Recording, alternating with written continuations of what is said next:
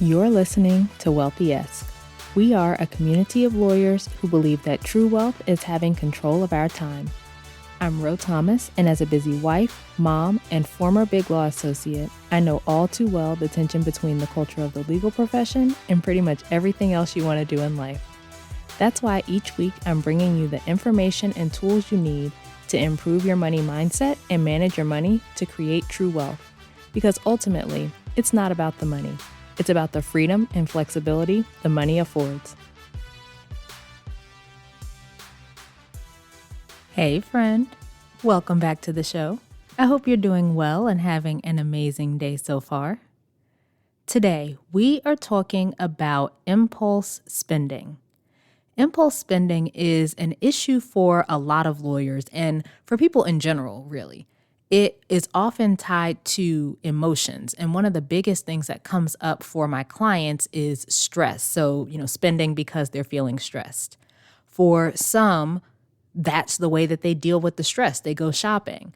For others, it might just be from seeing things that they like and buying those things without thinking through the impact that the purchase might have on other things they want to do financially.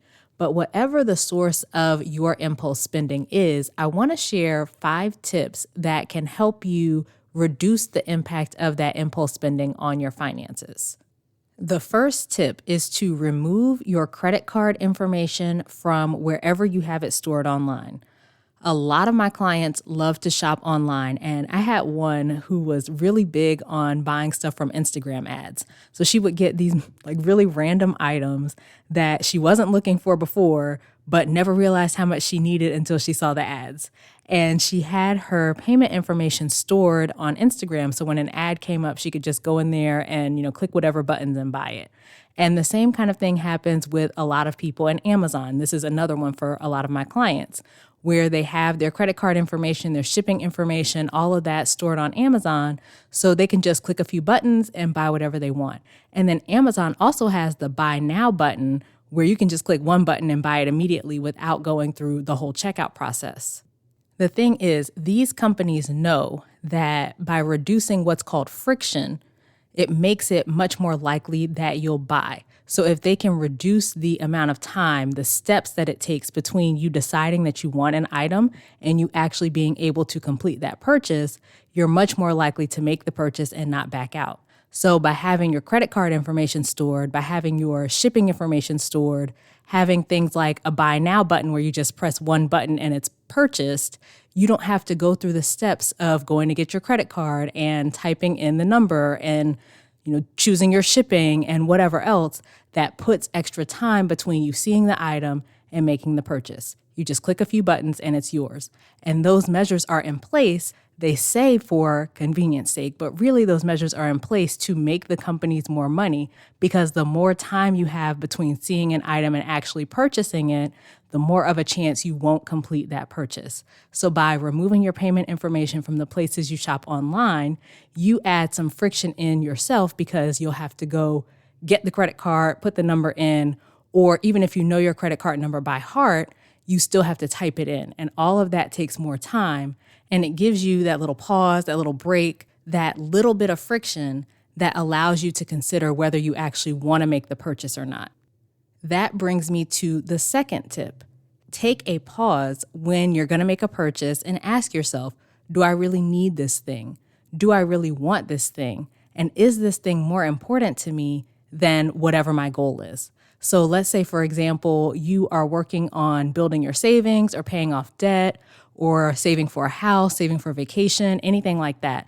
Anything that you do with your money that's not whatever your goal is taking away from that goal. So any purchase I make is taking away from me being able to save more or to pay off my debt or whatever. So you want to make sure that you're making that choice intentionally and not just looking up at the end of the month after all these purchases and realizing, oh crap, I don't have money left for my savings, or I don't have money left for my extra debt payment, or I don't have money left for my vacation, right? By taking a beat before you make the purchase and asking yourself, is it something I need? Is it something I want? Is it more important to me than my savings, my emergency fund, my vacation, my new car. By taking that beat, you give yourself time to think more clearly, so you make the decision to purchase or not more intentionally, and you don't end up taking yourself off track from your finances just because you weren't paying attention. The next tip is one I offer to a lot of my clients. As I said, a lot of them like to shop on Amazon. And so this is something that we do for Amazon purchases, but really it can work with any online retailer that you spend with a lot. I just find that people's shopping habits on Amazon tend to be a little different from other retailers, where you might be on Amazon multiple times a week buying things and immediately checking out, and then the boxes show up and all of that. So the tip is to have a day that you make your Amazon purchases, like that you actually check out. So as you're going through the week, you see this thing you want to buy, you see that thing you want to buy, this other thing you want to buy. Instead of buying them right when you see them, you add them to your cart, but you don't check out until whatever day you choose. So let's say your day is going to be Saturday. You are putting your stuff in your Amazon cart all throughout the week. Then on Saturday morning, you're like, ooh, it's Amazon day. And you go on there and you look at what's in your cart and you decide if you still want to buy those things. So there will likely be things in there that seem like such a good idea, such a cute thing when you first saw it. But by the time Saturday rolls around, you're wondering why you even put it in your cart in the first place. So this tip is similar to the first two in that it's another way to add a little friction to the purchase. You're not buying the things immediately. You're giving yourself a couple days or a day if it's Friday when you put it in. But the point being, you give yourself that time to think about the purchase, and you may ultimately decide that you don't actually want all those things. The next tip, tip number 4, is to have a fun money account. This is a separate account that you send money to each month that you can spend however you want to. This actually grew out of my husband's and my own experience when we first combined our finances. And the biggest tension we had was over things that we were buying that the other person didn't think were as important or were worth as much as we were spending. So like I was spending a lot on makeup, beauty products, stuff like that. He was spending a lot on coffee, and we each thought that the other was spending too much on these things.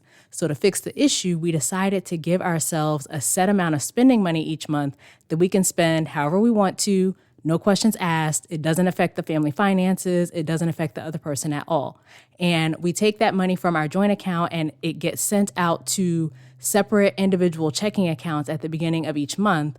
And that way we each have money we can spend however we want throughout the month.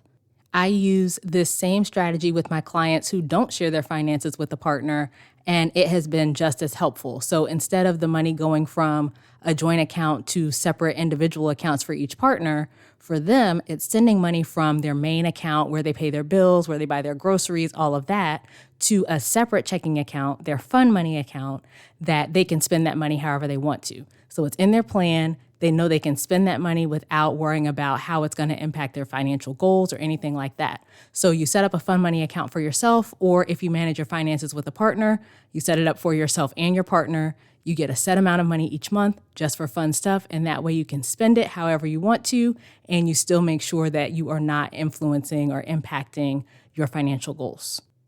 All right, the final tip is to get clear about how you're feeling when you're impulse spending.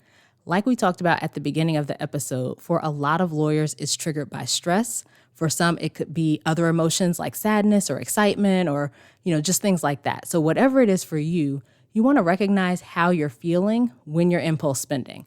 Then you want to learn how to just feel the emotion without shopping to distract yourself from it.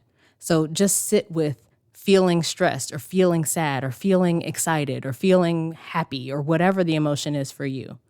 And then another tip is you can also choose a new way to handle that emotion. So instead of shopping, maybe you go work out when you're feeling stressed, or you go for a walk, or you call a loved one, right? Maybe instead of shopping when you feel sad, you allow yourself to cry, or you journal, or something else, just replacing that shopping habit, that impulse spending, with a healthier alternative that's not going to have the impact on your finances.